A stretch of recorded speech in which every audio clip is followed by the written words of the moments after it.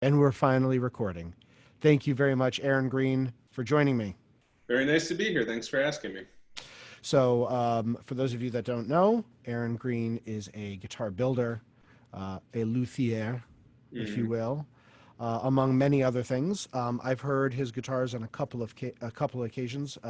Once in person, I got to play it for a little bit, and then I heard it. The most recent time I heard one of your guitars was on Sarah Badlisi's senior recital, and it was over Zoom, and the audio quality was not that great, but I could tell that it was a quality instrument, and so I'd love for you to just tell us what you do and who you are. Okay. No pressure at all. It's a rather big topic of discussion. Well, I build guitars predominantly. I'm also a dealer of mostly vintage guitars and do restoration work as well. And they all dovetail in together, originating from my desire to study the work of those who came before me to inform myself as a builder and hopefully be a part of the continuation of that stream, even as the guitar evolves and the world changes. So Mm. I've been building now since 1991. So next year will be my 30th anniversary, which is amazing to me to think about. But Wow. Wow. yeah, I know, right? And it's been good. It's there was a lot of dues paid early on, but I've been very fortunate in starting out young enough that I got a bunch of that at least taken care of before life really started to get you know more like life. Yeah, of course. And where are you stationed out of? I'm in Groton, Massachusetts, which is Okay. just south of Nashua, New Hampshire, and about an hour west of Boston. So you are on the left side of Massachusetts. No, it's No. it's an hour from Boston, so Oh, I'm okay. more, I wouldn't. Yeah, it's not. I'm not in Western Mass yet, where Okay. we can see it from here, but Yeah. but not quite. So, you mentioned, yeah, I mean, I'd love to hear how you got into it, but, let's just jump into it. Let's jump into it. You said some things that I wrote down, that are like, I'm like, I want to dig more into what you said, but why don't you tell me, how did you get into this profession? Because it's a wonderful profession. If you've been doing it for 30 years and it looks like you live in a house, so that means that you're probably pretty decent at it. So how did you get to where you are? How did you get into this field? Well, I met my teacher when I was still in high school, which was, after doing a fair amount of searching, actually. I had a friend who I played guitar with who was a few years older than me. And this would have been, sophomore, junior year in high school. And somehow from him, I got the misguided notion that there was a lot of money in guitar making. So I said, well, this is perfect. You just saw the price But tag. what's that? I said you saw the price tag and Well, you no, I figured, just oh, more well, saw I saw that this could be a viable path. It wasn't so right, much that I had thought, this was something that was going to be the path to great wealth, but more just sustainable lifestyle would be, sure, was where my head was at that point. And I had spent most of my childhood actually investigating things that interested me out once I, could do once I was no longer a kid. hmm, So guitar making and musical instrument making actually started even earlier. When I was in middle school, we went to Colonial Williamsburg, which was in Virginia, and they had at the time a musical instrument making shop. And oh, yeah, I remember going in there, and there was a guy making violins, and he passed around blocks of wood, and gave a presentation for the group, and it just immediately seemed very attractive to me, even though I was not a woodworker by any yeah, stretch of the imagination. So in high school, playing electric guitar, and decided that pursuing the path of a guitarist was probably not for me either. Guitar making sounded like something worth investigating, and my plan at that point was just to learn how to build a guitar and go off to college and do whatever I was going to do. yeah, I spent a fair amount of time investigating as best I could. This was before the internet, so I had to write letters and pamphlets, and I found out about a few guitar making schools, but nothing really seemed to click. And then at my high school, over the April school vacation every year, this organization called NEFA would rent out the school for a big 3-day festival. And this was the Folk Festival Association had been going on for, I don't know, they must be coming up on their 80th or 90th anniversary. So they've been at it for a long time. And I found a flyer outside in the gutter, literally as I was walking in downtown Natick, where I lived, and I looked at it, and it was a schedule of events for this festival, which I had no idea even existed. And then I saw Alan Carruth's name in, Luthier, and that he was displaying instruments in the Crafts exhibition hall, which was one of the gyms. So I immediately had an aha moment and hightailed it up to my high school and snuck in. Because I didn't have any money to pay admission, and I knew all the ways in and out of the school at that point. So I got in there. Something. Yeah, exactly. It was definitely worth something. And I met him and spent the rest of that festival just hanging out in his booth and playing his guitars and pestering him. And at the end, I asked him if he would teach me how to build a guitar, and he said yes. So were these electric guitars or acoustic or classical? Alan is an old school luthier in the European sense that he builds everything. So he builds in his booth that particular time. There was a couple of different steel strings. There was like a big 12 string. There was a small steel string that he made out of oak. There was another steel string out of more traditional woods. There was hammer dulcimers. There was violins, and he was really. For people who don't know who Alan Carruth is, it was an incredible fortuitous thing for me to meet someone like this because of his amazing, wealth of knowledge, not only just instrument construction, but also the science of acoustics. He's been kind of the big guy for, how guitars actually function in if you're looking at it under a scientific lens, I guess. So. Yeah. So the guy, I know I'm going to go backwards just for a second. Sure. I love the idea that you saw this thing in Williamsburg. So was that just sort of like a mock, like a presentation? No, so Williamsburg actually has, I haven't been there since then. So this, is going quite a ways back, but it's sort of like, in Massachusetts, we have Plymouth Plantation or Sturbridge, these, recreation villages that recreate life. And Williamsburg is probably the most, authentic one. Were they actually making violins? Oh yeah. He was a real instrument maker. Okay. I mean, they had it was an actor. No. This guy was an instrument maker. I mean, he was dressed in period garb and he was using period tools. But right down next door was the rifle maker who was hand boring out rifles and and they shot. They were real guns. So that's really cool. Yeah, it was. And they eventually, because of the nature of historical accuracy, which is kind of always a moving target, they eventually got rid of the guy because they decided there was not, in fact, a violin maker in colonial Williamsburg, which was... Well, who needs art? Who needs music and art when you can... Yeah, it seemed to me a little bit like, really? Are you sure? Okay. Yeah. So in high school, you really got into this. And then when did it become...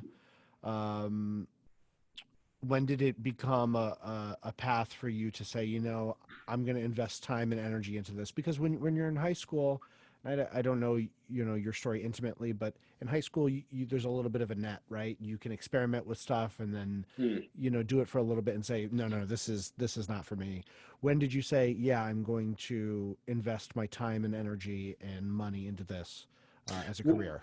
Well, that was really the nice thing, is that I started with Alan the beginning of the summer before my senior year. So I had the whole summer to work with him and then all senior year to work with him. So when I started out, I was originally just going to build a guitar and go off to university. I was interested in environmental sciences because I was, still a big advocate for the environment. And, that seemed like something I wanted to do. And the guitar making just sort of, I hadn't really expected to find a teacher at that point. So, all of a sudden this opportunity dropped in my lap. And in particular, Alan, it wasn't just the education of building guitars under him. It was, the connection to him as a person was very strong. Sure. He's an incredible man. And he was the perfect teacher for me at that point in my life. He was very generous and very patient.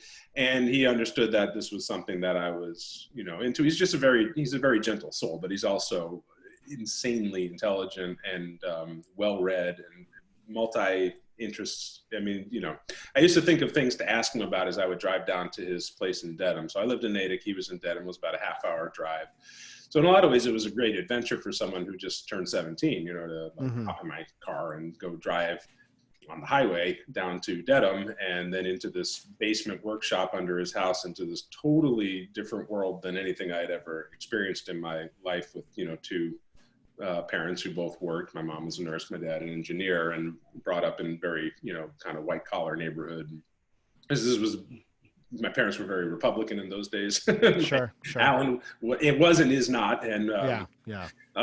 so this was a very different person than I had ever had in my life. Hi, honey. Good night, love. This is my daughter, Hi. Fiona. Hi, Fiona. I'm Ben. Nice to meet This is you. Ben. We're chatting. Okay. I'll see you later. Okay. Thank you,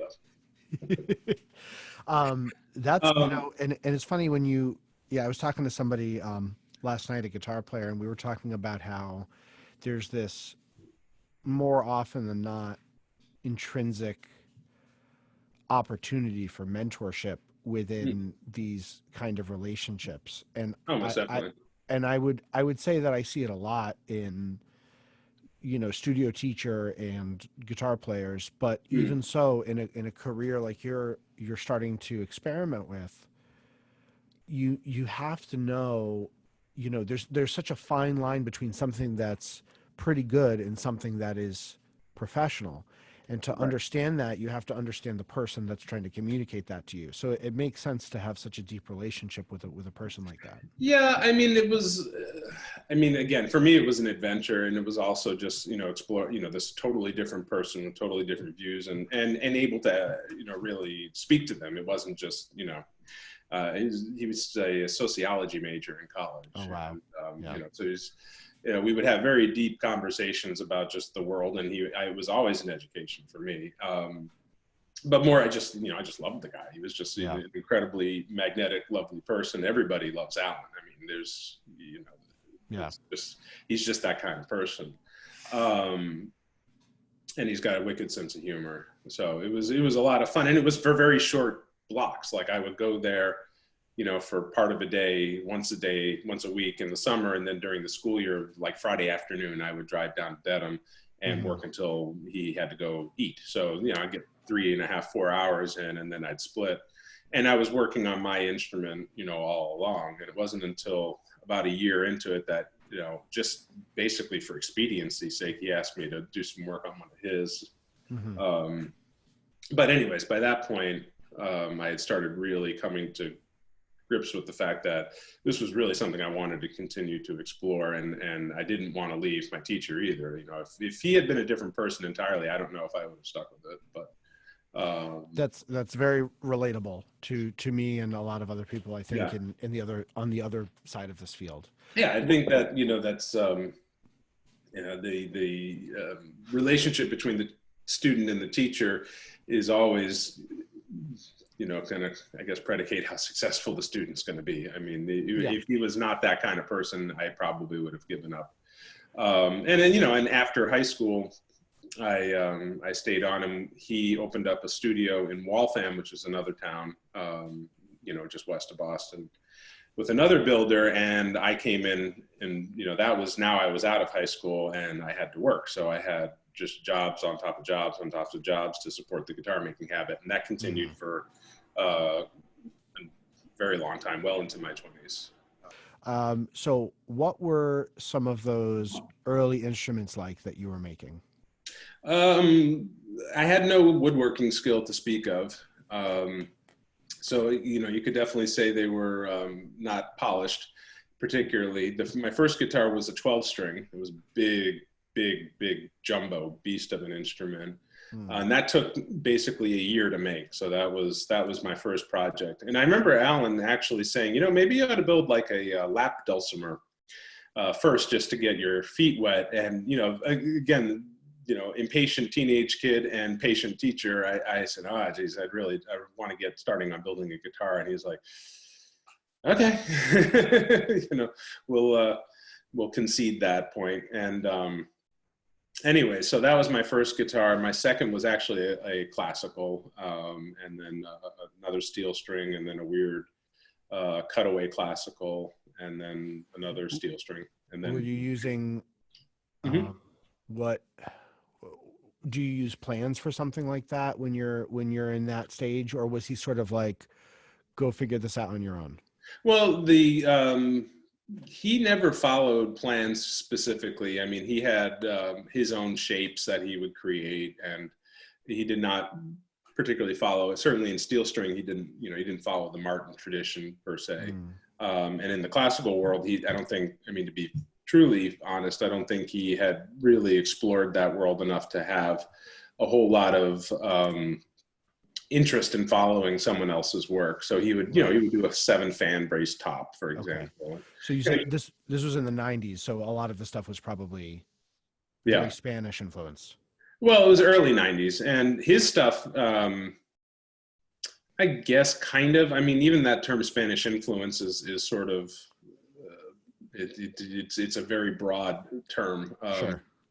His interest in building guitars and his understanding, I think, of classical guitar probably came largely from a builder in Mallorca named George Bowden, Okay. who Alan met when Alan was in the Navy in the late 60s on the Kennedy. That was his, during the Vietnam years. He could either have gone to Vietnam, or he could have enlisted in the Navy for 4 years and not gone to Vietnam. So for him, it was a no-brainer. Right. And that's what he did. So one of the ports was Mallorca, and he had started building some instruments, I think, in the Navy woodworking shop on the boat, like hammer dulcimers and stuff, folk instruments. And he bought a guitar from George Bowden, and I've seen the instrument, and it is, definitely following a Spanish design, but it's certainly his own thing. And I think that could probably be the best, the most accurate statement of Alan's classical guitars in those days. Mm-hmm. And they were his own thing for sure. His shape was definitely his own. But so you're building instruments. I'm guessing we're somewhere in your 20s. You said that you're having to finance this hobby at the time with a lot of other jobs. Yep. And so at that point, were you playing it all, or was this like a full-time behind the scenes thing? I guess, let me ask my question a little bit clearer. Okay. You were building mostly acoustic guitars and classical guitars. Is that correct? Yeah. Entirely acoustic and classical. Were you also playing at that time, or was it more of the builder only? Well, no, I was playing. So I very early on, what flipped for me, in June of '92, I graduated high school, and Alan was giving a presentation at an event called the Guild of American Luthiers Convention. So the Guild of American Luthiers is an organization that's existed since the early '70s as an information sharing network for instrument makers. Mm-hmm. And it has been very influential in the rise of quality and just everything in the guitar world. Like this free sharing of information is kind of like rising tides raise all ships. I mean, everybody's work got better, and what was originally very secretive and insular became a lot less so. So this organization, and Alan's always been a huge champion of it. He's written papers since the '70s for them. Anyways, at that point in 1992, he had just published a 3-part series on musical instrument acoustics and practical application of them. So he was going out to this event to teach, to lecture. And I was lucky enough to be able to go with him. In fact, the person who was going to go with him had to bail. And then he turned to me and said, well, what do you think? You want to go? And I was definitely, I want to go.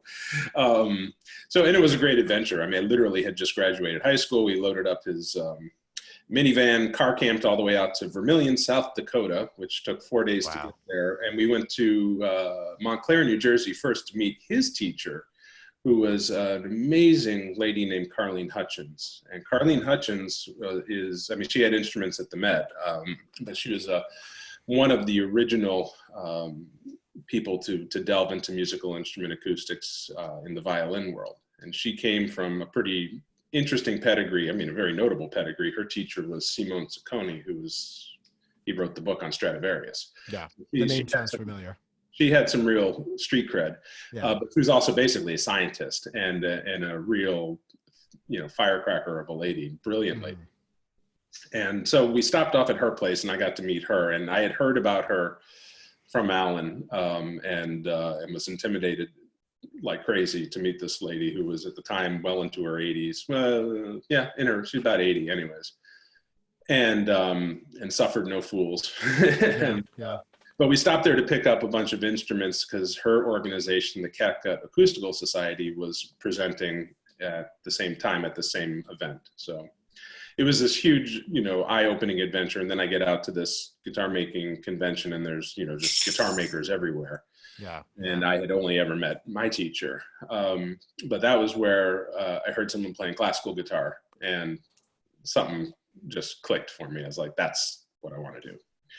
And that was. Did you? What kind of So how old were you at the time when you went to that? You're right. You said that's when you graduated. Yeah. What was it like to go to a place where, I'm thinking, I never made it out to Anaheim for NAMM. Right. Or I still haven't been to the GFA, but I'm thinking, like, being that young, what was it like to go there and just be like surrounded with an explosion of ideas?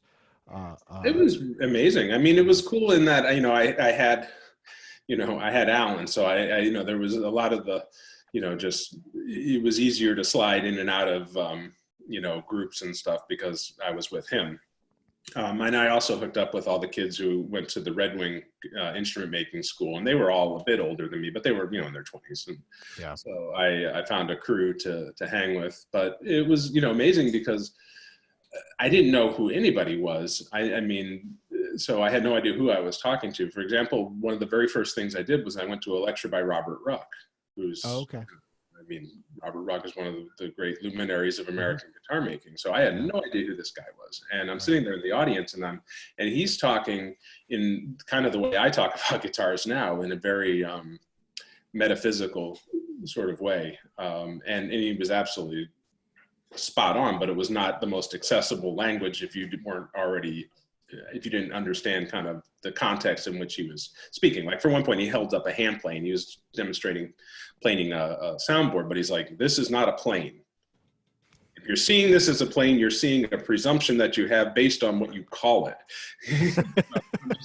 And here's 18-year-old you going, I have my notes still. I wrote, this guy's nuts at the top.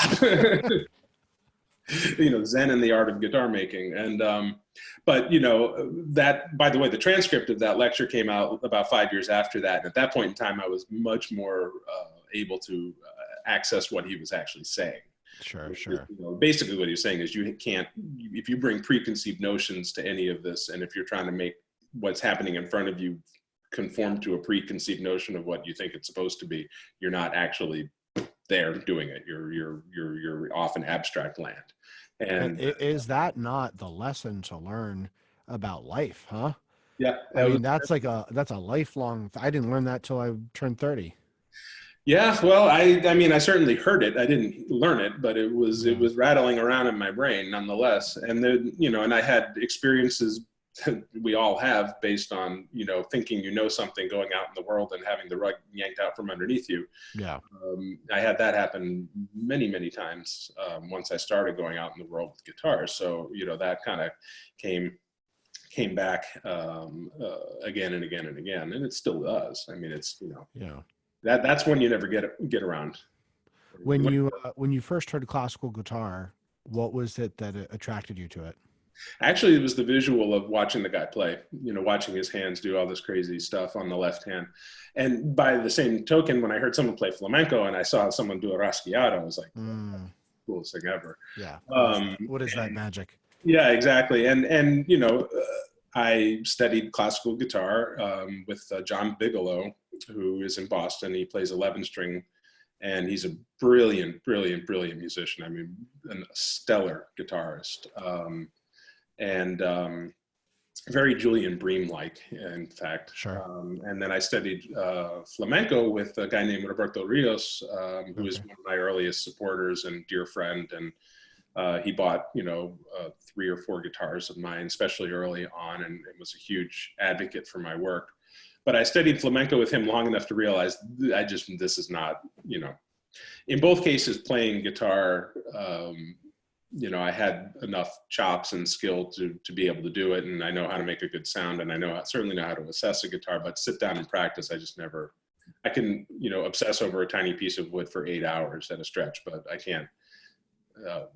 I can't sit down and practice. So Yeah, it's funny that you say that, because a lot of times what we get to in these interviews is that people have such a wide well, I guess it's sort of like a narrow field, but a wide set of knowledge. So when you're saying you're obsessing over a piece of wood for 8 hours, even if it's you're exaggerating, you're right. It's like, so much about that wood, but at the end of the day, it's just, it's like a small piece of a much larger project. I love that. I think that's really well, cool. yeah. I mean, I think what it says about me personally, certainly relative to where I am, is I had the ability to apply an infinite amount of patience to this particular venture where I have not been able to apply that elsewhere.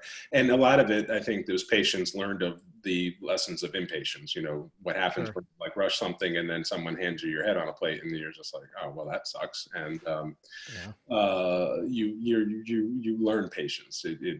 One way or another. And Sure. I just Sure. had a natural gift for that. Like woodworking was not a natural thing for me. In fact, it was funny. I was talking online to someone I went through elementary school with, and somehow the wood shop teacher came up, and he knows what I do. So he said, "Well, he must have liked you." And I said, "No, actually, he told me never to come back."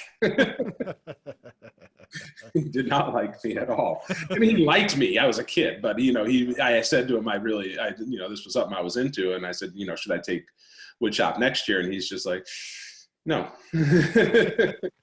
Well, look at you now. Yeah, I know. I'd like to go back and be like, let's see that bird feeder. Yeah. Yeah. Right. No, he saw what he saw. I was a 12-year-old kid. I mean, I don't blame him. At what point did it become something where you got to you had the ability or the fortune, or whatever you want to call it, to put this in the front seat and sort of stop doing the other projects in order to pay the bills? I don't even know exactly when that was, because I was fortunate in that my parents, although they weren't entirely on board with this when I started, they realized that I was putting so much effort into it. I mean, and I love my parents and they love me, so it was Hmm. always a good relationship. I lived at home until I was well into my, or certainly early 20s, and I had a studio. I was with Alan for 3 years, and I moved out and got my own space. And it was time to do that. And I found a space that was beautiful and cheap, and that allowed me, and a landlord who didn't care. So I had this old Italian landlord named Leo Galatano, and he was so over it all. He just was basically waiting until he could sell his building, and it was a beautiful and Yeah. completely decrepit federal style building right in the downtown part of Waltham at the intersection of Main Street and Moody Street. It's a beautiful building now, but in those days it was pretty run down. Hmm. But I got this 800 square foot space, and beautiful floor to ceiling arch windows and 12-foot high ceilings, and it was all Wow. on the top corner floor. Would have made a killer apartment. I bet now, if it's still there, it's probably a Oh yeah. pretty penny. Oh yeah, yeah. And that's very hot real estate. I mean, the real estate in Waltham went. So I was there from '92 to 2008, and in 1992, you could have probably bought just about any house you wanted there for $100,000 to $200,000, and Yeah. pretty much at a zero when I left. Wow. It was a pretty gritty, crime-ridden town at that point, and then it gentrified up real fast. Yeah. Yeah. But anyhow, so I had a lot of jobs, certainly things that I could do around the main thrust of building guitars. I worked in halfway houses for the mentally ill. I delivered newspapers for a short spell at like 4 a.m, which killed me. Yikes. Yeah, and one gig I had, one of the last ones I had, I was well into my 20s. I was probably 25 or 24, somewhere in there. I had these friends I knew who opened up a chocolate store, so I would make chocolate, Oh, which was cool. that's not so bad. No, that wasn't so bad. I had a bunch of other gigs, but Yeah. Yeah. you know, the thing is when your, you know, bills are low and, you know, all my money just went back into the guitar. I would just buy wood or tools or, you know, whatever. And I was very fortunate too that I always sold my work. I mean, I never really had anything sit around. I mean, my first Right. guitar, the first guitar I built that I sold, you know, literally was my second guitar. My Okay. first guitar my parents bought, and Oh, I gave them a break. yeah, yeah.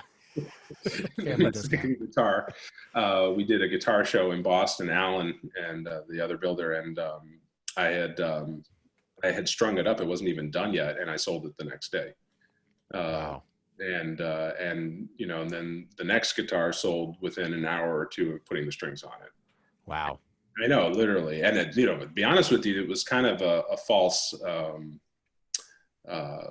I guess, you know, insurance or something. I don't know. I put it this way. I became, the next ones didn't sell nearly as that quickly. So I was Right, a little right. bit of a like, hey, wait a second, Yeah, what's yeah, yeah. going on here? But they did sell very fast, and it was something that I was, you know, just was, that was my life. That was everything. So. Sure, sure. So let's transition a little bit. I'm going to show you how little I know about guitar making, Mhm. and I want to just know. I want to talk about the process a little bit, and then and I have some other interesting things. I'm writing down all this fascinating stuff that you say. I think this is such a cool world because for us, even you know, I started as an electric player even before the classical stuff. It's such an interesting process, and you Mhm. don't necessarily have to um, be in love with the playing to appreciate a really well made instrument. I mean, I have three electric guitars left. Two Mhm. of these two are nostalgic, and this one, the Ernie Ball Music Man, is the best instrument I've ever, like the best electric guitar I've ever played in my life. Nice. And I haven't picked it up in years, but it's just, you know, you can tell when something is built really well. Oh yeah, yeah, and there's a magic to when an instrument functions at that level, no matter what. I played. I mean, I played electric to start as well, and you know, Yeah. Jimmy Page, Jimi Hendrix fan. Those were my Oh god. yeah. Yeah. And part of the reason why I didn't pursue playing electric guitar is because I listened to them and I'd be like, oh, forget it, you know, just what am I? Yeah. Yeah. But again, you know, I never felt that way looking at guitars of Hauser or Torres. They did Sure. they were mountains, but not insurmountable.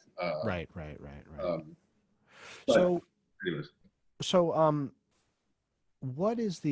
what's the process? And you know, go into as much of this as you want to, because I'm sure there's also a part of you that you know holds a lot of these secrets and a lot of these methods close to your heart, and that's totally cool. But describe the process of trying to create something for someone that is going forward, Mhm. but also conforming to the rules that you know work.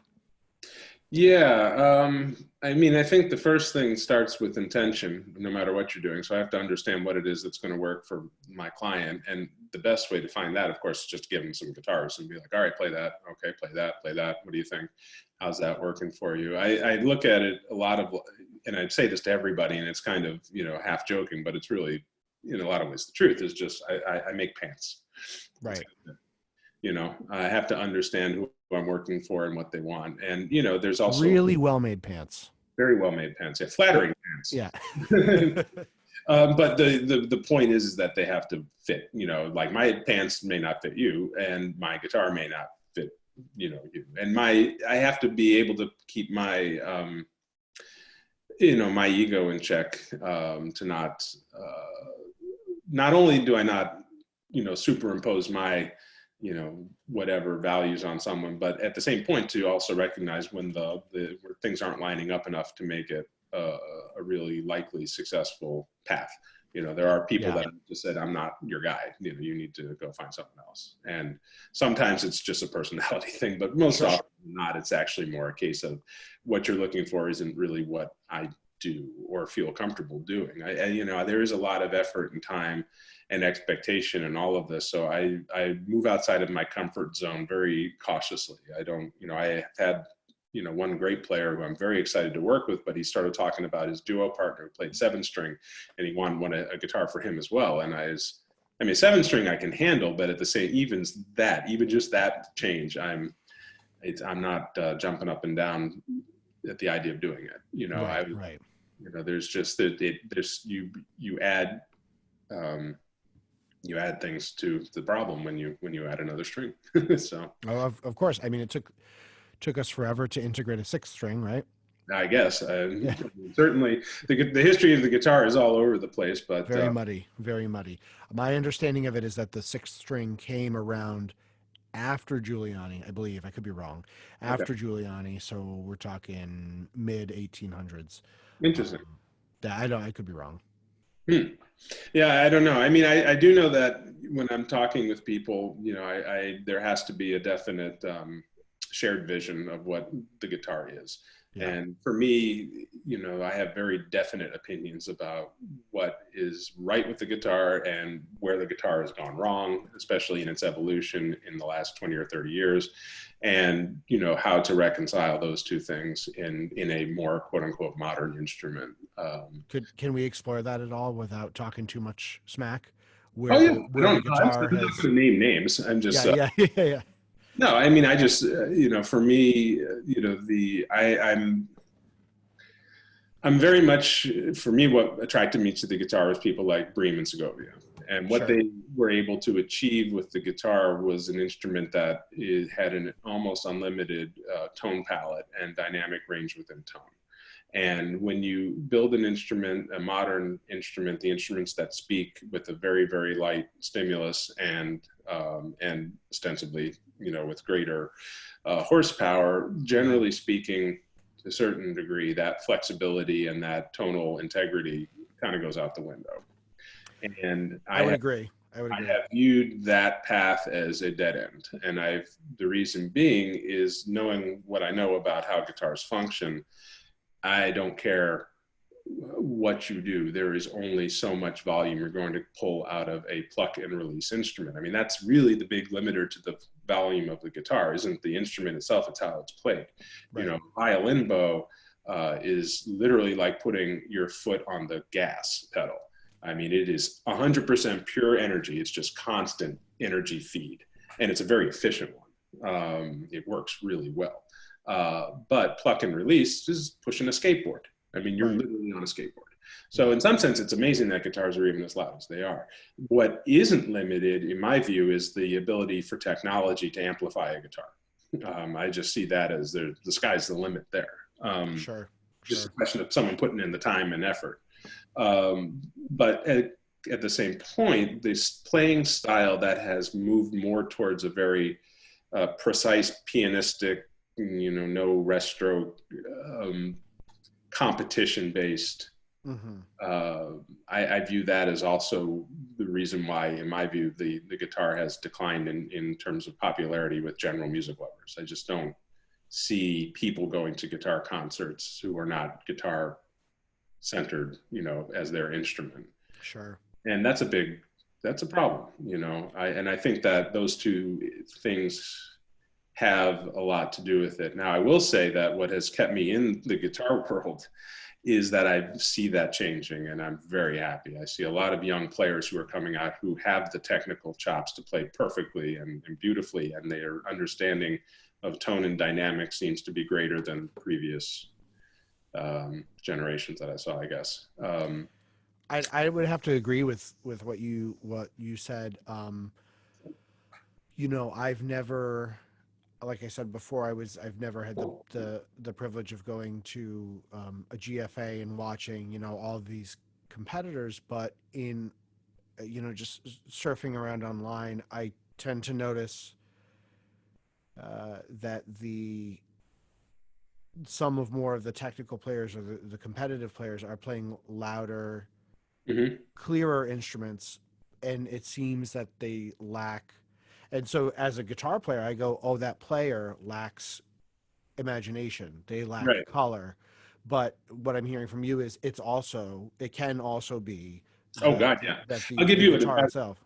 very much so. No, I'll give you a great example. So last a couple months ago, right before all of this, Yeah. I was in New York City, and I'm not going to name the player because I don't want this to be construed as any kind of No. endorsement from him, but he's someone that I'm very interested in because I see him he's a young, phenom, everyone knows him, and he's going back towards very traditional instruments. And I got a hold of him because we have a mutual friend and a client of mine. And I said, hey, listen, you want to try out this Hauser I have? I have a 1936 Hauser. Would you be? Oh, wow. Yes, I would. Okay, cool. Me too. Yeah, well, it's for sale.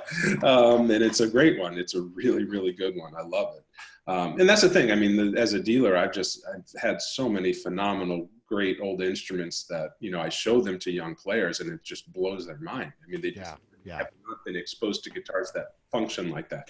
Yeah. It's not a function necessarily of the guys who built it. It's just that kind of guitar that, the quote unquote traditional guitar, which the tradition has always been evolution. So even that phrase is a bit of a misnomer, but well, not to be facetious, but it was the pants that were required at the time. Yeah. But also players were playing in different, Sabikis, for example, the great flamenco legend, apparently he cut his teeth playing at intermissions at bullfights. Oh. So, all right. So here you have a guy with one flamenco guitar walking into the middle of a bullfighting arena, and he's got to play so that people can hear him. Okay. Now, that's technique, that's chops. And I've watched a lot of older players. I mean, people like, Dennis Coster, Frank Wallace, both my dear friend Elliot Fisk. These guys know how to get sound out of a guitar. They can project.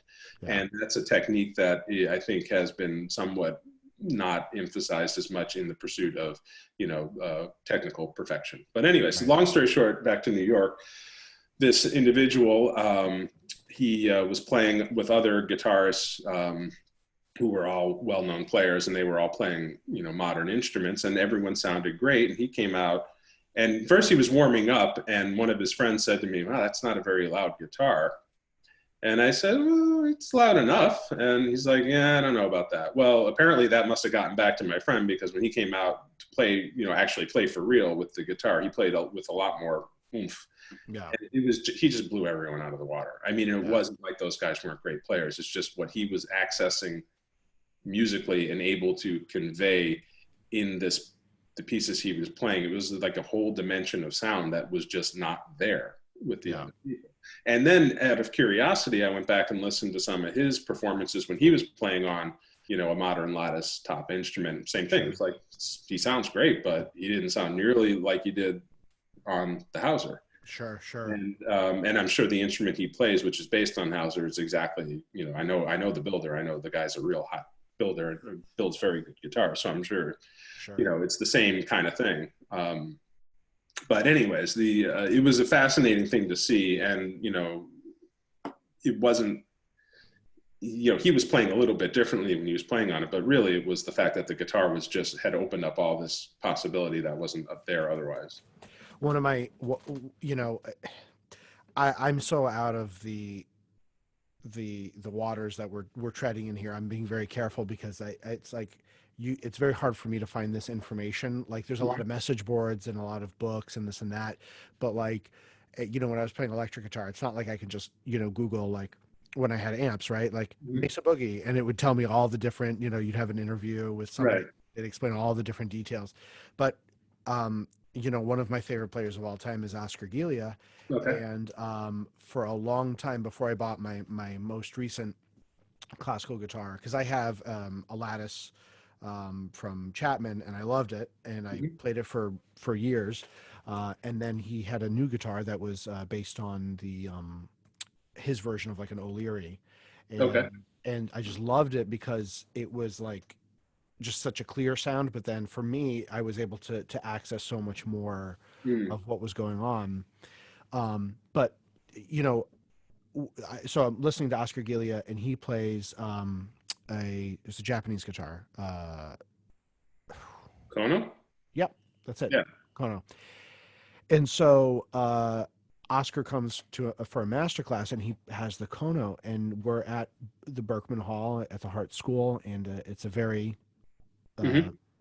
live room, right? If you're sitting out there, you can swim in guitar sound. Yeah. And the thing is super quiet. Hmm. And when for me, right, I'm used to these really loud, Hmm. guitars. We all have these lattice type guitars, and the people that I go and hang out with in New York, they have them, and they're loud, right? Yeah.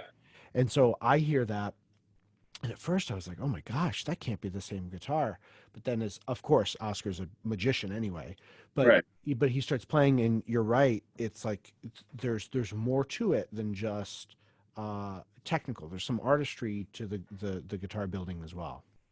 Oh yeah, without a doubt. I mean, I think the perception of volume is also is there's volume and then there's projection. One of the best concerts I ever went to was actually Julian Bream playing at Oh wow. Mechanics Hall in Worcester. The only time I ever saw him, and he was playing on Rose Augustine's Hauser. So at the time, and this was 1996, I was hearing from people I knew all over the country that you got to go hear Bream. He's playing this guitar. It's just ridiculous.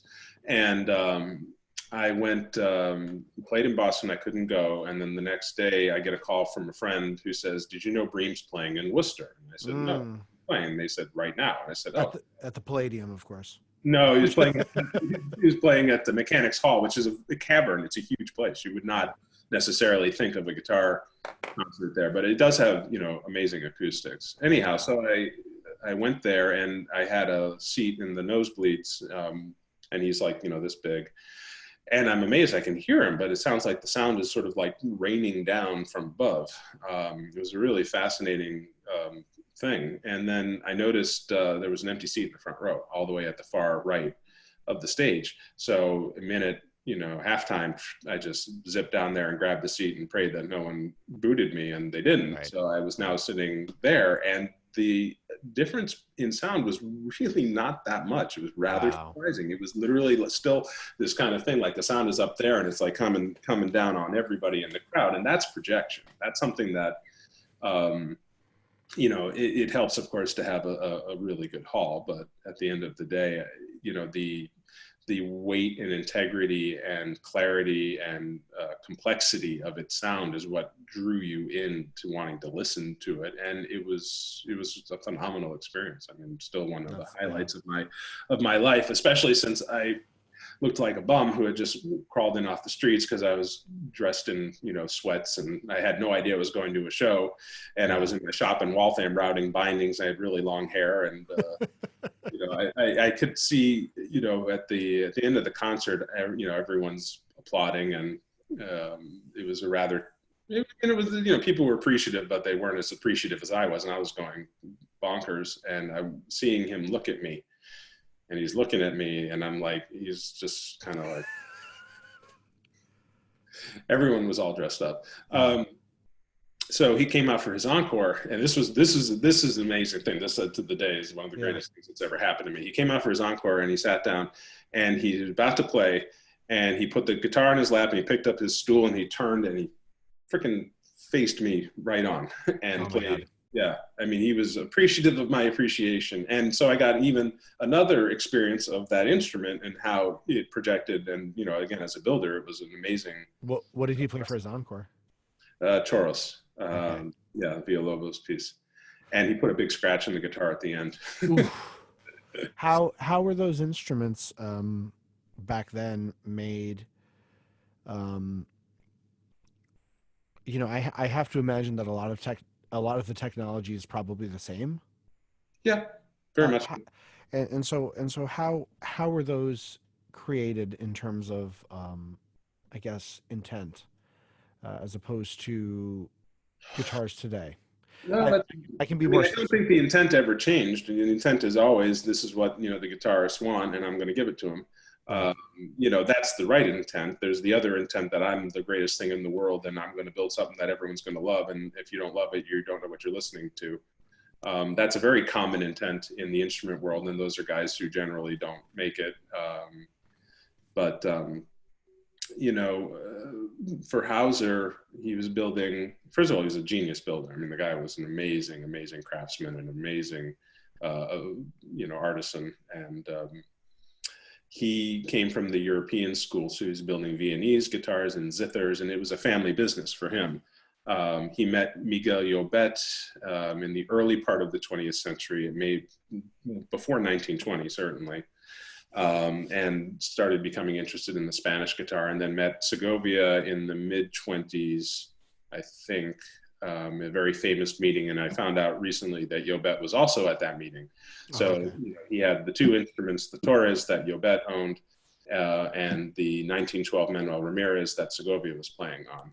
The Yeah. Ramirez is at the Met, and the Yobet is in Barcelona, the Torres that Yobet played. And those became the basis of the two models of the Spanish guitar that Hauser would build. It took him a while. I was in Paris about a year and a half ago, and I saw a Hauser from the 20s that was very obviously a transition instrument. It had elements of the Spanish design as well as the Viennese design. And then, certainly by 1930 or 31, he was pretty firmly building a Spanish model. I just sold a 1931 Hauser that was absolutely a Spanish guitar. Wow. And I've had a number of Yobet models as well as Segovia models. And as they've all been different. That's the other thing about a guy like that, is his guitars were not static. He was always Hauser. and changing. Oh yeah. Yeah. Yeah, people talk about the Hauser sound, but I think it's not necessarily based on experience with lots of them. So. What's the what were the main characteristics or differences at that time between the Spanish style and the European style? Was it more? I know there was a lot of cosmetic differences, right? Like the rosettes were obviously Yeah, I mean, they were different just with other different tuners. guitars, Yeah. very different guitars. The Spanish model was codified by Torres. I mean, Torres was called the inventor of, like fan bracing, the way that we reinforce the Right. top. He really wasn't. He just basically brought a lot of elements that were around into one instrument and did it better than anybody else. I mean, he was a genius builder as well. Yeah. But it was really at Segovia and Yobet's insistence to Hauser, like, hey, you're really good. You should be building this kind of guitar, because this is the guitar. Will be the guitar. And that's the truth. I mean, when people think classical guitar, they don't think, Viennese guitars. Sure. I mean, I know David Starobin plays one. Right. Right. And, they're wonderful instruments. There's nothing wrong with them. But the Spanish guitar became the classical guitar, largely, I think, probably because of Segovia. But anyways. And so today, flash forward the better part of 100 years, when you are, I'm trying to think of the best way to ask this question. I guess as we're drawing on old ideas and these traditions that we know for the most part work, how do you particularly you take something like, I want a classical guitar, and that is such a loaded thing, right? Like for you, the constructor, the genesis of this guitar is going to come from your creation. How do you take what classical guitar means to that person that's requesting it, but then also have like your own spin on it? So let me be more specific. Are there specific techniques that you will always stay true to? Yes, I mean, it's a question of whether or not they manifest in a physical way that's obvious. Sure. I would say that it's probably not.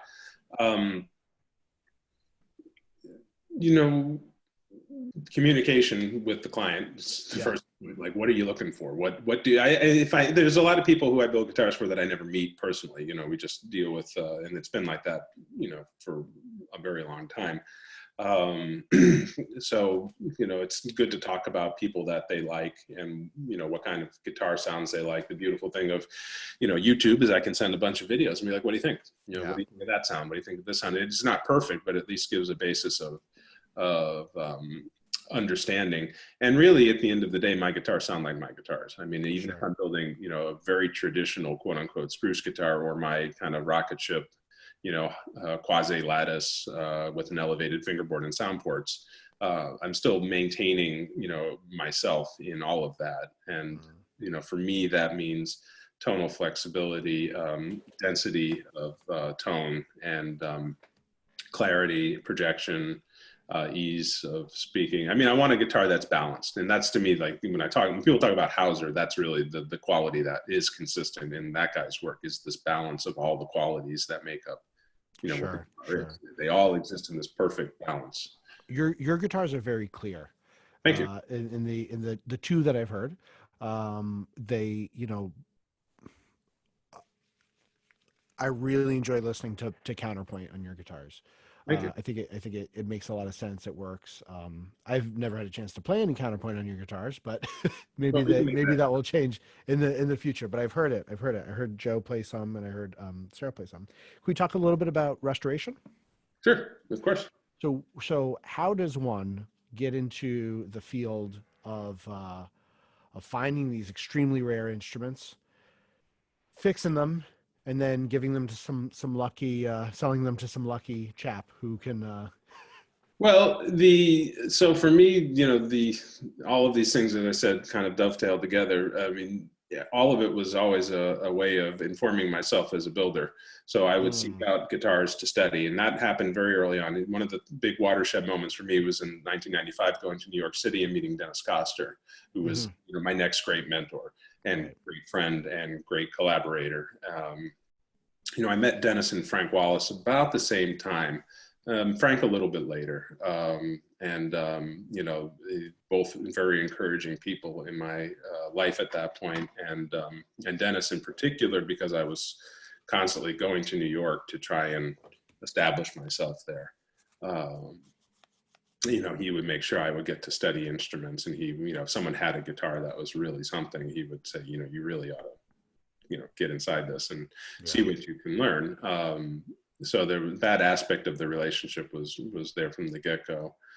Um, so the way that the dealing came about and the restoration was, just being in the right place and having the knowledge to do that. Restoration was a little easier to get into because, people with broken guitars generally, don't have a huge slew of people to pick from. So Right. it wasn't like there was a lot of guys out there competing to do that. And I got stuck with some repairs early on that ended up being much, much more involved than what was perhaps apparent at the time. So they became restorations in spite of, not Right. necessarily wanting to do that.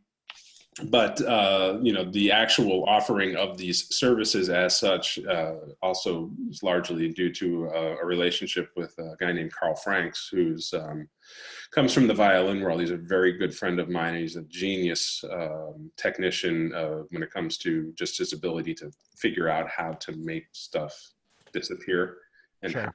I mean, he's done some unbelievable work with me, and I watch him like watching, a great, virtuoso or microsurgeon. I mean, he's just He makes people disappear is what you're saying. He's a no, he he's a makes hitman. No, I'm problems kidding. disappear, not I'm necessarily joking. people. I mean, we work well together because I have all of the guitar knowledge, and he just, I give him a task and say, "This is what I want you to do," and he does it. And and Yeah. I also deal with the clientele, and it's been very, very, very rewarding. We've done some huge and very difficult jobs, and Yeah. been a Yeah. lot of fun. And also, for me as a builder, once again, if you have, like, let's say one of the guitars we worked on was a 1967 Daniel Friedrich spruce top that was a real good one, like still one of the best Friedrichs I've had in my hands. And I had it in pieces, so I could take the top and, okay, I see how he Wow. did this. Wow. Someone had, in the case of the Friedrich, it had been so badly repaired by Mm, someone else that it was borderline intentional desecration, and there was really nothing to do other than wow. deconstruct it. I Right. had Right. a Right. 1941 Hauser that was the same way. There was no choice. We had to take it apart. And because Carl is Carl, he was able to do that in such a way that you can't even tell. In fact, one of the really most successful and satisfying ones that we've done lately a couple of years ago was a 71 Friedrich that had been owned by Yusef Lateef, the great jazz flautist. Okay. Real, interesting tangent how that arrived in my lap. Hmm. Hmm. And the guy, he bought it when he was living in Paris in the early 70s, and may have played it a little bit, but he just, he probably just wanted a guitar. And so he went and bought himself a guitar. It happened to be a Daniel Friedrich. And it had a crack in the back that went from top to bottom, and the braces had come loose, and the crack was gaping open. And the family, because he had passed away, were looking to sell it, and they were told that they should bring it to me. And I said, well, we can sell it like this, but you're not going to get much for it because it's unplayable. So therefore someone's buying it entirely on speculation, which Right. is, speculation, not only that it can be fixed, but speculation that you're going to want to play it when it's done. Mm-hmm. So I said, we'd probably be better off restoring it. And once again, the guitar was deconstructed to the point where, Carl took the back off and joined the crack so that like it became a seam instead of a crack, and it disappeared. But what was so interesting about that particular job was when he put the original bindings and the original purflings back on, which was, generally speaking, people regard that as something that's just going to get wasted. Like you got to, to be able to pull that off and put it back on so that you can't tell is something that I don't know anyone who can do that as well as he did. I can't even think about it. I can't either. And I've seen him do it, but he did it so well that the finish, the binding and purfling on the side of, when you look at it on the side, you had to hold it in the light right to see the slight break in the finish along the glue seam between the purfling and the side of the guitar. Like it was so flawless that just the light refracting across it would not give it away. Like you didn't see a disconnect or a break. And Wow. that's nuts. I mean, that's just still to me absolutely insane. Yeah. And it was a hell of a guitar. Yeah. It was a really good Friedrich. A couple more questions about the restoration, and then we'll wrap up if that's okay. Okay. What I, not so much anymore now that I have a house and a mortgage and a child, but I used to be very into the vintage collection of watches. That was a big thing that I was into, and one of the restoration debates there, right? And this is now dictated by the market of what people are going to spend $8, $12, $15, $20,000 on. Right. But at one point it was, when do we just go from getting it to function to fixing it up and making it look nice? Right. And so I think today in the watch community, that's really contingent on who you're going to sell it to and for what reason. Right. So if somebody's going to buy a Rolex from, if they're going to buy a Submariner from the 50s or 60s, they want it unpolished with as few non-original parts as possible, right? Yeah. And so it looks beat up, but then the point is it's untouched, you haven't messed with it, and then they can get top dollar. So my question for you is, when you're getting these instruments, obviously you want them to be playable, but at what point do you start going, oh, you know what, this is, if I do this is going to sort of cross that line of what the guitar is meant to be or what the original builder meant? Right. Well, as a builder myself, I have a very different view than a lot of dealers. And that's kind of my niche as a dealer, is because I have a body of experience and knowledge that they don't, frankly. Or most of them don't. The tradition in musical instruments is different. If we take our cue from the violin world, I mean, all those Stradivarius and Guarneris that go for millions and millions and millions of dollars, they are not original. They have been hot rodded. They have been messed with. They've been taken apart, put back together, to the point now where violin makers, to sell instruments, certainly, one of the aesthetics of contemporary violin makers, how successfully you are at antiquing your instrument. And I used to have violin makers around me when I was in Waltham, and I would see them do it. They take a brand new instrument and, right across the floor and like beat it up and like break, try and break off the corner just right so that it looks like, just crazy stuff. But they were doing that to antique it and make it look old. So, I need to start going on blood pressure medication just for that. No. It was what it was for me. It was basically an indication that all of this is just based on people's prejudices and what they're, it's not, none of it's necessarily real. So what I look at it as a restorationist is, I'm a builder. What do I want people to do to my guitars? And, all of this is predicated that the person doing the work really knows what they're doing, right, and that they're not putting themselves into that job. They're not basically saying, well, he did it this way, but I'm going to make it better by doing it that way. That's not cool. But, at the same point, if the back braces are warped, I'm going to replace them and I'm going to make it such that you can't tell. and the instrument will function better because of it. And that's the point of function, is that the instrument, it's like taking a racehorse with a lame leg. It's like, yeah, it's original, but it's not as good as it could be. And Right. so there's a lot of it's in the moment, and very much a decision that is based on all of the other variables that are present. What's been done to it being one of the big ones. What Right. someone else has done. I had a guitar that I restored. It was a Santos Hernandez. It had 27 top cracks in it. And it had 27 top cracks because Santos had, he had treated the wood with some kind of darkening agent. In the violin world, they used to use nitric acid. And it makes the wood look old, but it also eventually just eats it up. I mean, it never stops working on the wood, and it's not a technique that people use anymore because it's not stable. Anyhow, so this had 27 top cracks. So it was another one of these jobs. I didn't sell the guitar originally to its owner. He was sold to it by another dealer. And then he showed it to me, and I showed it to Carl, and we're like, there's nothing you can do. We have to take this apart. We have to take the top off. We've got to repair these cracks, and we have to reinforce them. So that's what we did. And we maintained the original binding and purfling, and it was a very successful repair. And all the cracks were glued together again with no new wood. So there was, they were just hairlines, and they were reinforced on the inside with cleats. And it was a really successful job. But all of what we did was based on this hot mess of a guitar that we were given. Flash forward a few years later, the guy sells it. He decides to give it to another dealer, and that dealer tells him that it can't be sold because of all the cleats inside. And he comes back to me and he said, well, why did you put all those cleats in there? And I said, well, because he had 27 top cracks. Right, right. Well, the other guy says you could have just glued them together. And I said, well, does the other guy build or repair guitars? And the answer was no. So I'm like, well, this is sort of like, supermodels getting involved in vaccination debates. It's like, you're not really. It's adorable.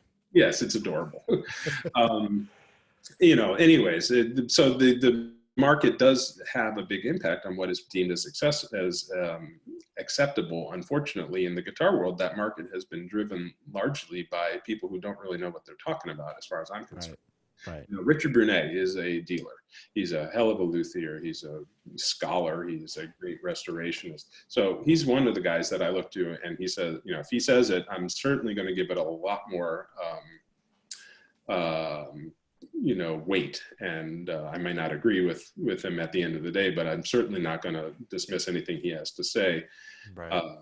But we've had this discussion about the guitar world, that this is in a very unique situation that is in the guitar world that is not in other, certainly not in the violin world. So those guys, the dealers, are very used to the fact that instruments have to be worked on, and it's not an impediment to the valuation of the instrument. It's just that this is how it is. You want a 400-year-old violin, we'll expect that it's going to have had a lot of work done to it, especially given the fact that they weren't even like that when they were made. They were in their Baroque setups. So, they all have new necks and fingerboards and all that stuff. And doing all of this restoration, I mean, it sounds like you're in a point now in your career where you feel pretty confident that you can restore a lot of these different elements, or find someone who can, right? Because that's important too. That must make you even more knowledgeable when it comes to what you could offer to a client, as long as you're comfortable with it, right? Because if you've seen this one technique done so many times and done, at its best, Mm-hmm. in a bunch of different examples, then there's probably a point in your artistry where you say, I'm gonna try to adopt this strategy or adopt this technique, or come at it from this point. So I Definitely, yeah. I mean, I think all builders who are paying attention to the work of those, especially who came before them, is your own eventual voice is an amalgamation of all the things you liked in other guitars. Yeah. So I'm always interested in seeing really great instruments, because there may be something there that I want to try and see, come out in my own work a little bit more. Sure. But I tend to be very much, again, a traditionalist in that regard. I've played a lot of double tops, and with the exception of guitars by Gernot Wagner, I haven't played one that really has done anything for me. you know, and Gurno builds one that I played Bill Cannon geysers, and I played up ones, excuse me, and you know they're about the most credible example of that design as far as I'm concerned. The last time Jason Vio was in Massachusetts, he was at Amherst College. I think he did a concert there and a concert and a master class. This is probably 2 years ago. Okay. And he had his Wagner. Okay. And so that's the double top has like the honeycomb in between, right? Yeah, or something. I mean, there's all different. I mean, there was I'm not a fan of the design because I don't trust it. I don't think that it's going to. I don't think those instruments are going to last. There's too many things that can fail, and it's already so close to the edge of failure to begin with. And I'm not making any judgment of people who do build that. I myself am not comfortable with it, and I don't want any part of it. Well, what I was going to say is he had no amplification. He was in a room of like 1,200 people, and that thing hit the back of the wall. Yeah. And he also, such an incredible player, was able to just express so many different nuances of that instrument. It was really incredible. Yeah, well, I mean, he's a great player, and he can get sound out. I mean, that's the thing. These players at that level can make it heard, and that's a very cool thing. Absolutely. Well, we're running low on time, and so I am going to give you an abridged version of the Lone Guitarist questionnaire. Okay. I had it tailored to performers, but I realized that I think I could get some more interesting questions out of you. Some of these are silly. Okay. And I just want you to answer however you want to answer. Okay. Okay. Which wood smells the best? Oh, that's tough. Boy, depends on the day. It's one of my favorite. Actually, you're hitting on one of my favorite things about what I do is the smell of my studio, and the materials I use are so aromatic. And I had in my 20s, when I'd have kids and friends, just people I knew come to my studio, I'd be like, "You got to smell this." It became kind of a running joke. I mean, geez, there's very few that don't smell good. Cypress is Mediterranean cypress is an exquisite smell. Spanish cedar is amazing. Brazilian rosewood, really good. Old school, old Brazilian rosewood is one of the early ones for me. That was one. My teacher. Sure. I got out of him when I was still in high school, and I remember sitting in my desk doing my homework, and I'd take it out and scrape a few shavings off and smell it and put it away. Humidor, right? Spanish cedar is what they use for humidors. So that's a smell that I'm very fond of as well. Oh, yeah. That's what they use for neck. We use it for necks and various components in the guitar, but most people know it as the material they use for humidors. And it's a wonderful smell. What is your favorite album of all time? It can be classical guitar. It can be anything. Wow, that's tough. Favorite album of all time. I don't know how to choose. Let's widen it a little bit. No, it's okay. Electric Ladyland. What? Say that again. Electric Ladyland. Oh yeah, absolutely. I was in a Hendrix tribute band actually when I was really nice. Yeah. And it was what I learned. This was well before classical guitar, and what I learned is that Jimi Hendrix, I was not a huge fan of his lead playing. He is one hell of a rhythm player. Oh yeah. Like if you're not listening to his rhythm guitar, you're only getting a snippet of it. There's clips of him playing in backup bands before he had the experience, and you can hear him on the bandstand, and it's just amazing. Yeah. Did you ever read Miles Davis's autobiography? No. So he and Hendrix were going to do an album together. Oh wow. Yeah, Hendrix would come by to Miles' place to basically ostensibly to study with him, and Davis, was a very highly educated musician. He went to Juilliard, so he had all the the knowledge. And Hendrix just knew everything because he just knew it. He didn't know how he knew it. He just knew it. So Davis, he wrote about it. He would say, I would say, "Hey, Jimmy, I want you to do this." Then he would give him a exercise, and Jimmy would just be like, "I don't know what you're talking about." And then he'd go down and play it for him on the piano. And he's like, "Oh, okay." And he knew it Yeah. He said there was very little he could teach him, basically. Wow. Anyways, so Hendrix still sits, and Julian Bream's, 20th century guitar. For classical, I think 20th century guitar. Very similar artists. I think so. Very, you can draw a lot of parallels between the two of them. Yeah. Obviously, there's some big differences, but Bream liked to party. oh yeah, yeah. But they both were not afraid to experiment with stuff outside of the box. Oh yeah, definitely. Especially with Bream. I mean, he gets a lot of, flack for the color that he would choose, right? Very extreme colors. I don't know how you can give him flack for that. That to me is what makes him so great. But Segovia, I mean, that's exactly what Segovia did. He just did it in a different. Well, Segovia basically made the world pay attention to him. He was not going to just go out there and play guitar. I mean, he became, kind of a rock star. Nature. Where Bream was, I think, much more of just, I'm a musician, I'm out there. He wasn't, quite the same. And if anyone hasn't read Life on the Road, that's an amazing book. I'll have to check that out. Oh my God, that's such a great book. That's him on tour in like 1980. And I've been told that he doesn't like the book because there's sections that maybe are not quite as flattering to him as a person. But, I think kind of a sober assessment of it is he's just being very honest, and he's a guy under pressure, and, everybody wants a piece of him at that point. So I've been doing a lot of reading, so I wrote that down. Yeah, it's a great book. I love it. Okay, that was question. We got 5 questions, so we got 3 more. Ready? Question number 3. What was the best advice you ever received, and who gave it to you? As a guitar maker, or just in general? In general. Anything.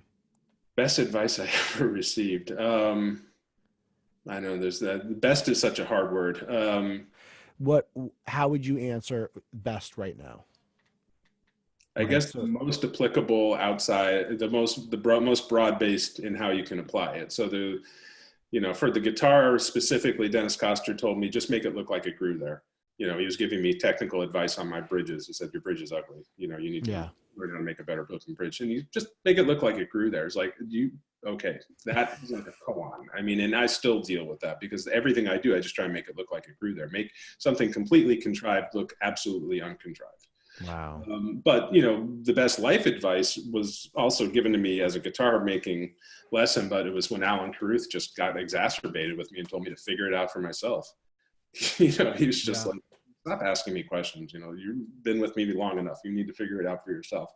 And that, I think, is a lesson that everybody has to learn when they cease to be, solely the student of their teacher and become a student of their own, their own. Sure. And make it look like it grew there. I mean, that's something that as a musician, a classical musician, looking at that, trying to, because a lot of times we're confronted with things in scores where, you have to, it doesn't matter if you would have done it as the composer, you have to understand why they would do it and make it seem natural. Yeah. Exactly. That's the creative process. I mean, anything you do creatively, make it look like it's always been there. I mean, can you imagine listening to, I don't know, like Abbey Road? And you can't, at this point, you can't even imagine life without that. Yeah, absolutely. It's like it's always been there. But they had to sit down and bang that stuff out and figure out how to make it sound like it always had been there. So I'm thinking of Because, right? Yeah. That's a perfect example of that, because that song for that time, for that band, is kind of weird, right?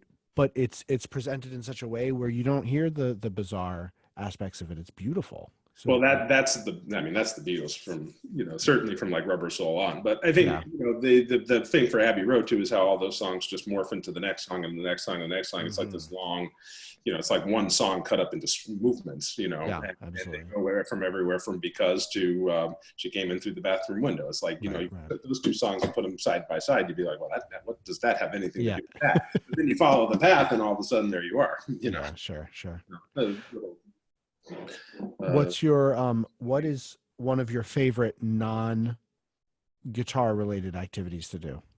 I've been a big, my second great love would be Aikido. Cool.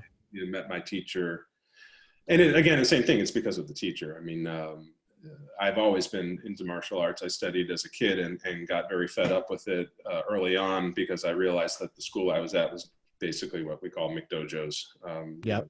the storefront, and they were just passing rank along. And Sure. it didn't feel like it was very legit. And I took a long break and tried to find on and off, would poke my head in and see about rekindling that. And then I met Bill Gleason about, when was it? Maybe 2000, 2001-ish area. It was in my late 20s. And I met him at a bar. And I was with some musicians. It was a jazz, kind of open mic thing. Sure. Anyway, so this guy comes in with some musicians, and my musician's friend knew those guys. So we were all kind of hanging out together, and he finds out I build guitars. Well, he plays guitar. So he's this old guy. And even then, he's like 78 now. But anyways, he starts talking to me. He's talking about guitar, and I got kind of bored of the conversation. So I turned it back on him. It's like, oh, what do you do? He said, oh, I teach Aikido. And then he looked at me, and I looked at him, and I was like, oh, this guy's looking right through me. I mean, this is, when you meet someone who's like that, you're just, and then I find out later that he's, one of the great practitioners in the world. And he went to Japan in the late 60s and 70 and studied under all the great masters. And he's, a very competent swordsman as well. And so what do you this is just not related to the questionnaire. What do you like most about Aikido? Because when I was shopping around for what do you find most gratifying about Aikido? Well, I mean, first of all, being able to study with someone at that level, I mean, that's the thing. I mean, people like, especially when you talk martial arts, people love to compare and contrast various styles. At the end of the day, it really just comes down to the skill of the practitioner and the legitimacy of where they studied. Sure. There's a lot of really, really awful Aikido out there, a lot of them. And I've run into some of these guys. I'm like, this is a joke. Not with this guy. I mean, this guy's, Aiki is internal power. It's how you move in your own skin, and then just how you apply it is what, eventually becomes Aikido. But for me, it was not entirely unlike learning guitar making, because the way that the traditional Japanese teaching of martial arts is, or of anything for that matter, is they hand you the whole entirety of it at once and toss your ass in the deep end. Mm-hmm. And that was, my first day on the mat. I was training with black belts, and people, and it's always been a very, it's cooperation without collusion. So everything we're doing is to work together, but we're not letting each other off the hook either. So, right.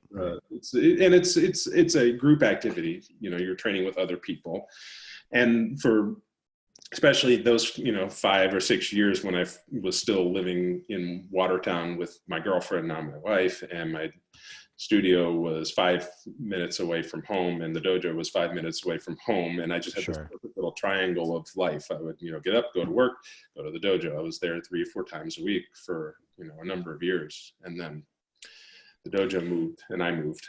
So I feel like, going back to what you were saying before, there's a lot of McDojos for Aikido, and I felt like I could never really understand what it was about, because there was so much of it that was just sort of this false narrative of not being very practical. I do Brazilian Jiu-Jitsu.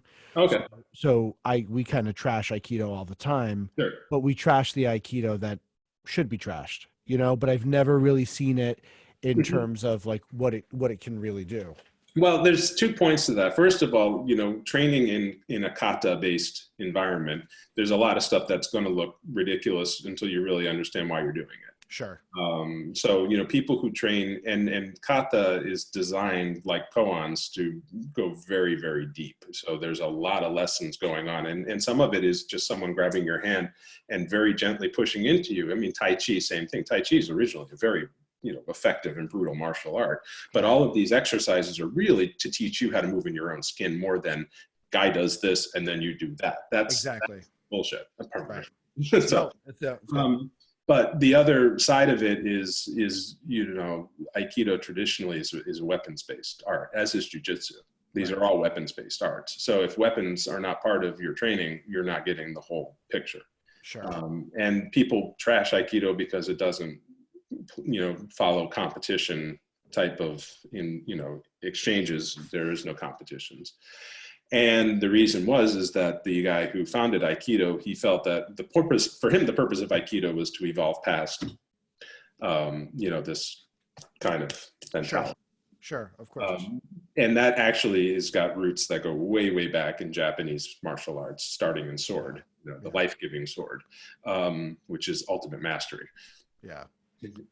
But the other point is that in competitions, you have rules and expectations that have to be followed, and life doesn't operate like that. I'm not a fan of the sport jiu-jitsu stuff at all. The stuff that I study is the Brazilian jiu-jitsu, and it's all about, can you escape with your life, right? Yeah. The Gracies are phenomenal. There's no question about it. It's just more of a, people who walk in off the street who see practice, Right. and like, well, that's kind of silly. Sure. And I felt the same way at first until I started to understand it. But the reality is that all of that you're doing is practice forms to teach you something far deeper. But to be able to apply it martially requires a lot of integrity, martial integrity, which is the first thing that goes out the window. Right. Which especially in a lot of Aikido, where people they don't know why they're grabbing someone. They have no idea, or they'll lead with their face, Right. Yeah. Bad idea. Punch you out. Yeah. And that's a problem because of the sort of the implied spiritual aspect of what it is. The reality of it is that the guy who founded Aikido was a lifetime, master of brutal martial arts, and he had battlefield experience. I mean, he killed people. He was not a pacifist, but he evolved through that to this, benevolent spirit who also could, take out, all comers, and eventually do it in a way that they would not end up getting killed. The roots of that, like one of the great figures in Japanese swordsmanship is Musashi Miyamoto, who spent the first half of his life killing everybody, and then second half of his life killing nobody. Right. It wasn't that he forgot how to kill people. It was just that he evolved past the need or necessity to do that. And that's, that was the whole point of, the founder's vision. Yeah. But people try and get off on the top floor, and that's where right. They don't go through the darkness to get to the light, as it were. Well, all of these things, I mean, it's almost like, you can learn a bunch of small lessons quickly, but the big life-changing lessons take your entire life to learn. Oh yeah. It takes so much dedication where you feel like you're at the end of your comprehension for whatever skill it is, and then you just level up, so to speak. Then you see where the next level of education is, and sometimes that requires, I mean, personally, for me, it's like the same thing from when I went to undergrad to graduate school. Like undergrad, I was the top player. I was pretty good, and I thought that I knew everything, right? And then you get to grad school, and I was at the bottom of the barrel. I was, nothing compared to. But then, of course, you add the physical stuff to it, right? The self-defense part to it. Then you add the spiritual part to it, and then I could very well see at one point you go, you might say, oh, I'm a master. I'm this. I'm that. But you have to see what the implications are for the. Well, I think I mean the parallels between the two for me much more in the guitar world, simply because I'm much more further down the line as a guitar maker. Sure. I'm a serious aficionado, and I took a big break from Aikido and got back into it because I missed it so badly. And my teacher progressed. I got back on the mat after a while, and he was doing everything differently. Like that's the other thing about my teacher, Bill Gleason Sensei, is he's 78 years old, and he's still changing, evolving, digging deeper, getting better, stronger. Softer but stronger, elusive. And the same in guitar world. I remember going to see a very famous flamenco guitar that was used by Sabicas to record his landmark album Flamenco Puro. So this was a guitar that all the flamencos knew about. No one had ever seen it. It basically disappeared. It was I ended up fancy. having it for a few years to babysit it and then selling it for the family of the owner who passed away, who had bought it in the early 50s. But for me, what happened is I went there with Dennis and I brought one of my latest guitars with me, a flamenco guitar, and I was really happy with it. And it was a good guitar. And then Dennis started playing the Barbero, and it was literally like the clouds had parted. I was on a mountaintop and the clouds parted and there's the next peak, and that guitar blew my mind. It literally, it was a very uncomfortable experience from a certain perspective, because I thought I was, in a place that I really wasn't at the end of the day. Oh.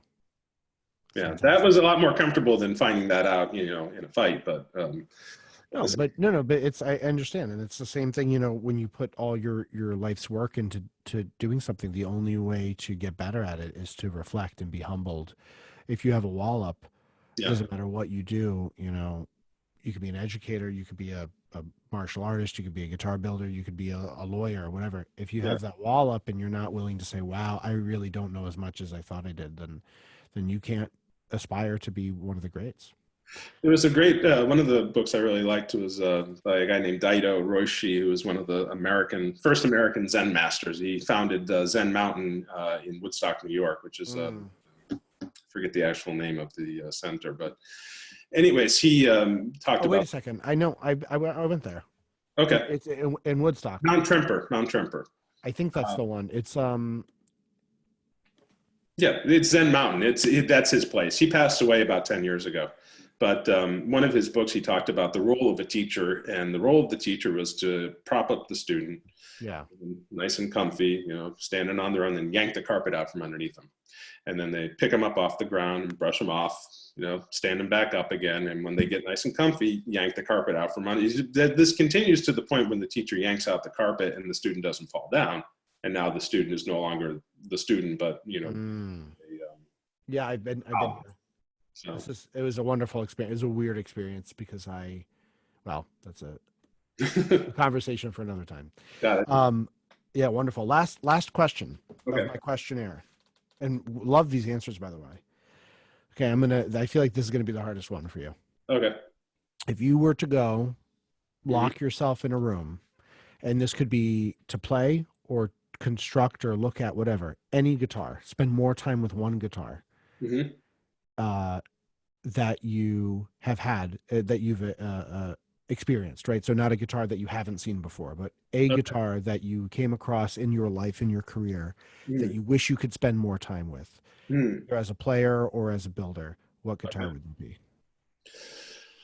I mean, that is a hard one for me, because as a dealer, I've got those guitars at hand at all time, and a lot of them have lived with me for a while. What guitar would that be? That's a really good one. I had an instrument, I didn't represent it, but it's a guitar that influenced me tremendously, is a Robert Boucher from 1955 that's owned by a client of mine. And I had a different 1955 that I restored for another client of mine. So I've seen two examples from that year, one of which was a really nice guitar. The other is one of the best guitars that's ever existed. So I would probably say if I could have that 55 Boucher, I'd probably be pretty happy. What's when you say it's the best guitar that ever existed, what's one thing that you can tell? Jaw-dropping when you play it. I mean, it's so open and so velvety and so big and so perfect, and every note just rings out like it's on fire, and up and down. It's one of those, like, all the stars really aligned. And it is that style of guitar. It's not a Hauser. And it's not even a Boucher, really, because it's not his later pattern that kind of came up with a tonal landscape that's immediately identifiable as Boucher. But it's just a real successful instrument, and a lot to be learned from that one. Yeah. Well, thank you so much for your time. I mean, this is such a pleasure, and I really appreciate how much detail you went in. I have like 2 full pages of notes just from the things you said for me to go Google later and try to make myself a smarter person. I hope everyone is doing well during the quarantine. I hope you guys aren't losing your mind, and It's been the mind is come and gone, but we've been all right. I'm lucky that I have a wonderful wife who's a school teacher, so she's Oh, okay. teaching from home, which has been, first of all, huge props to the teachers of this country because they had to change everything on a dime Yeah. and do it without really any support. I mean, it's just been crazy what we've been demanding of our school teachers. Sure. Hope, What grade does she when this teach? is over, that society reassesses the importance of teachers. But anyway, so yeah, my kids are great. They're home too, and we live out in the woods. So when things get too rough, we can just toss them outside and Yeah. done with it. Relatively sure that they'll be coming home. Yeah. Yeah. Well, thank you very much for your time, and I think people are really going to enjoy listening to this. Yeah, thank you so much. I really appreciate it. It's been a fascinating conversation, and be happy to circle back at another point if you wish. Let's do it. All right.